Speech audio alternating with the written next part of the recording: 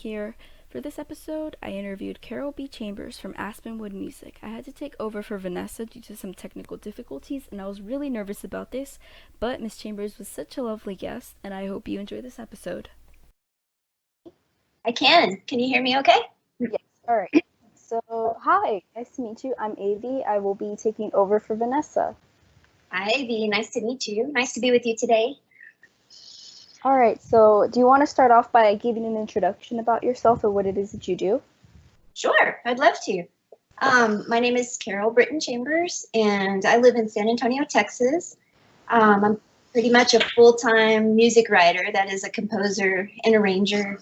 I own a business named Aspenwood Music, and that's where you can find a lot of my music, but I'm also published through some other publishers like Excelsior Music and Carl Fisher and RBC and publishers like that. But I also teach. I teach at a university outside of San Antonio, Texas Lutheran University, and I'm on their music education faculty there. I'm a trumpet player, so I've always been a performer on my instrument as well. And, before I started teaching at TLU, I was also a band director. So I've taught middle school and high school band in San Antonio, actually. All right, okay, so let's start off with our first question. Where did you get the idea to make your music uniquely different than other composers? Well, yeah, so I think a lot of that just comes from within the person, the various composers. And so, I've been around music my whole entire life. I came from a family of musicians, and I was exposed to listening to all kinds of music from when I was very young. So I think a lot of that just starts to go into your knower, if you want to call it that, over time. And those are things you can pull from.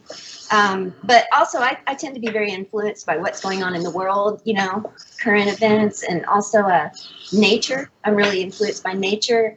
I'm also influenced by movie soundtracks and stuff. There's certain ones that I just am, I'm really drawn to those when I hear ones that are very cool.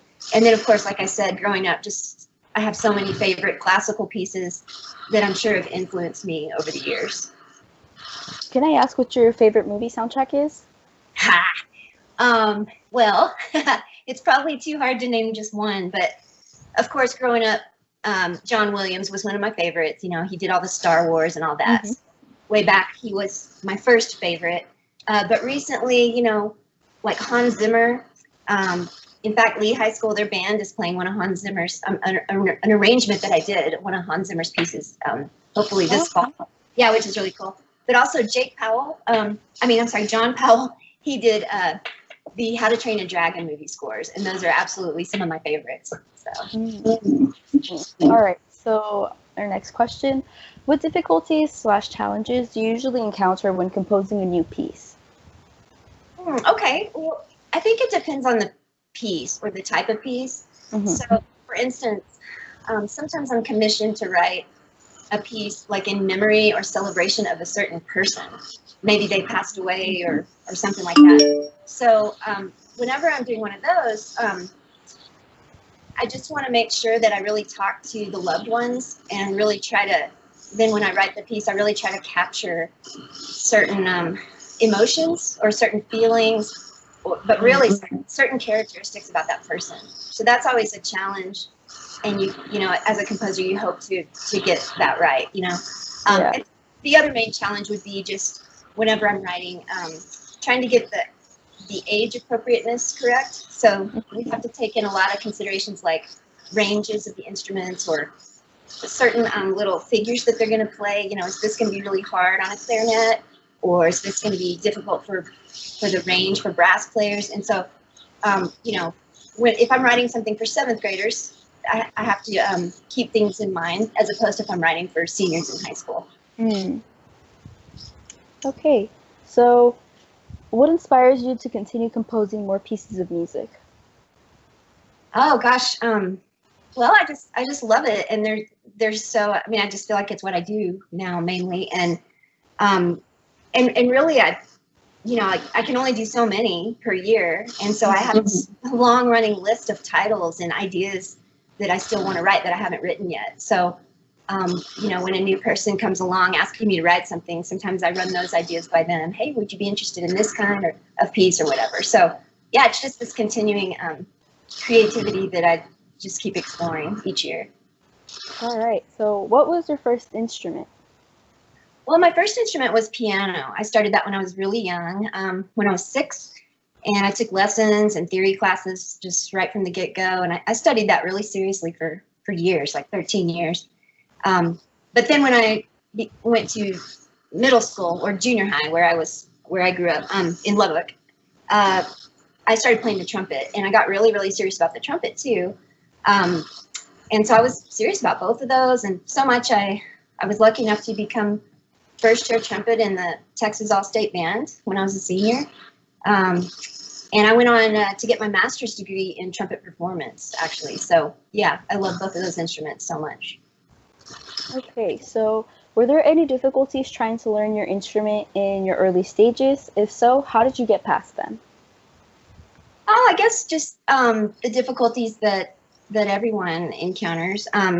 Just really trying to get a good fundamental, like on the trumpet, a fundamental good sound just right from the beginning, and trying to start with good habits right from the beginning. I guess one difficulty I had as a trumpet player was, again, when I was kind of young, I had kind of an accident on my bike, and so I had some dental issues to work through with my front teeth. And as a trumpet player, that's right there on your front teeth. So I kind of dealt with that my whole life. But again, I overcame it. I just did. I was fortunate enough to have really good teachers, and they guided me, and then I tried to just really put into practice good habits. Okay, so this is a very broad question. What is your opinion on music, whether it's current music or past music? My opinion on music? Yeah. That is very broad. I guess, well, I don't know if you mean my opinion on the importance of music, or, yeah, that is very broad. So I will just answer that one, I guess. I think music is very important to people's well-being, because I think it's something some of it can be intellectual, but more than that, it's it speaks to people's souls. So it's just like lots of different art forms. Visual art, I think, can be the same thing for different people. For music, that's definitely the case for me. It touches my soul, and I think it's one of those things that can just create energy with people, bring excitement to people. A few minutes later, it can bring them to tears. So it just brings up so much emotion, and it teaches us to just learn to have a love of beauty in life. Okay. Where did you originally learn to compose and play music? Okay, well, actually, most of my early writing was with marching band arranging. And so I was a band director. Actually, I was teaching at Lee High School, as a matter of fact. I was assistant band director there. And this was like in 1995, 96. And I started doing some marching arrangements. And then a few years later, I was writing for like Reagan High School across the city from you, because my husband was had become the band director at Reagan. So those are my first really shows that I started writing, the marching shows. And then over time, other people from across the state and then around the nation started asking me to write their marching shows. So that became like a really just big thing. But that's where I really learned how to write and score things, and then I learned I could write things by ear, so I didn't need to look at scores necessarily. And then when I started teaching college, I had more opportunities, more commission opportunities and stuff to really start getting into the concert band composition as well. So yeah, that's kind of how that all started.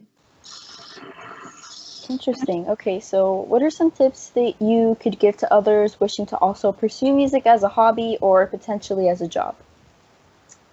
Okay, well, pursuing music of any kind is just, if you have some desire at all to learn any kind of instrument, even if you're already an adult, if you can get any kind of just keyboard or guitars, those aren't very expensive compared to some other instruments. And they're great. There's so much technology now where you can actually start to teach yourself. If you're fortunate enough to be able to get with a teacher, that can make things go so much faster. And again, they can keep you from getting into bad habits. They can get you started right away. But there's so much stuff out there that where you can really just do it as a hobby if you want, and do lots of listening. And then certainly the younger I think you get started, like in the school systems with a really good music education program, that can really set you up for a whole lifetime of success on your instrument. All right, so speaking of instruments, is there any instruments that you dislike? No, not really. I mean, I love, I am a brass player. Probably my favorite one of my favorite ones to write for is the French horn. But everybody in my family pretty much played French horn. My dad was actually a professional French horn player and the French horn professor at Texas Tech University. And so I have a lot of French horn in my blood, even though I chose trumpet. But I love, like we were talking about movie scores and such, I love those counter lines, that the French horns play. So, but I also love the woodwinds and double reeds. Those are such unique sounds. I think when I was younger, I didn't quite understand so much about the oboe or even strings, but now I realize there's no way you can actually reproduce the exact sound of strings with a wind instrument, or the same with voice. So now I think just throughout my experiences, I've learned to love the unique qualities of all instruments, and there really aren't any that I dislike. Okay, so are there any pieces that you have a particular fondness for? Pieces that I've written, or just other pieces? Both. Okay. Oh yes. So the ones that influenced me, probably the first one that influenced me the most was Appalachian Spring, and it's an orchestral work by Aaron Copland. He's probably the first most influential composer in my life. And again, that's when I was really young, and my dad would put on that record. It was a record back then, and usually we were up in the mountains when we were listening to it. And that's one of the first times I became really aware of just how you can combine different instrument colors in such a beautiful way. So Aaron Copland, so his piece, and then there are lots of pieces by Percy Grainger that again, he's a very influential composer in my life. And so lots of his works, just Lincolnshire Posy is just one I could list. Just have had a huge impact on me. Yeah, and then in terms of my own, well, I like a lot of the different ones, but I just finished a grade 4 just this year called Song of the Fjords. And it kind of follows a little bit of that movie soundtrack kind of style a little bit. So I like that because that's the first time that I've gotten to write something quite like that. And I did one a couple years called Byzantine Dances, which I'm pretty fond of. It's like a grade 2. It's not quite as difficult of a piece, but it's very energetic, and so I like the way that turned out. Okay, so who are the composers that you've most looked up to? Okay, yeah. Sorry, I already jumped the gun on that question, but yeah. So yeah. Aaron Copland, Percy Grainger, and I already mentioned John Williams. And then again, I already kind of mentioned, I think touched on, but some of those movie score writers, John Williams and Hans Zimmer and John Powell, and there are just so many. There are too many to name, really. Okay. So what are the steps you go through before or while working on a piece? Okay, well, yeah, again, it depends on the piece and it depends on the grade level. But generally, for me, depending on what the topic is going to be of the piece, I sort of try to envision in my head what that feels like and what that's going to sound like. And so by what it feels like, I kind of mean what kind of energy it has. Often I refer to it like as the groove, So I just wrote one called Ancient Fire Ritual. So as you can imagine, I picture it having sort of this continuous drum beat going on through it. And so I knew I wanted to incorporate certain drums. So with that one, I kind of started out with sort of this rhythmic idea in mind. But probably even more than the rhythmic idea, though, for me is melody. I'm very, very melody driven.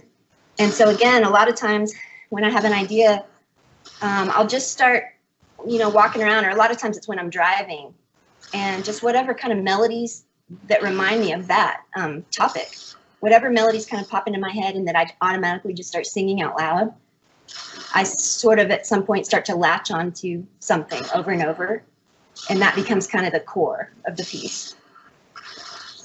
Okay, so our last question.